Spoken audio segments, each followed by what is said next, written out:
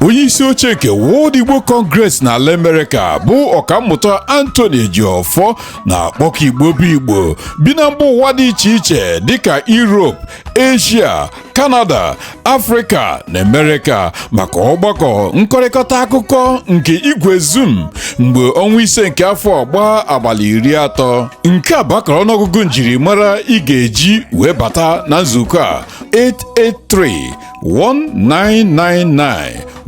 883-1999-1127 ọzọkwa 883-1999-1127 maọbụ were adreesị weebu a banye. Nzukọ a bụ maka ịkpa nkata gbasara ọdịmma nke ala Igbo maka ihi na ebe a na-egbu ebile ihu anaghị adị atụrụ mma. Ngwere emeghị ka o ji bụrụ ngwere ọ bụrụzie ngwere ahụ ji ọkụ, onye ekweghị ka ọha eburu ya gafee ama na ya maka osinadị ihe ọ sọrọ nwanza ya pee mpe ọ ka bụkwa diọkpara be nna ya. Ya bụ Igbo bụ Igbo amụrụ n'obi keta n'ụra maka onye ndị iro gbara ụlọ ya gburugburu na-eche ndụ ya nche mgbe niile.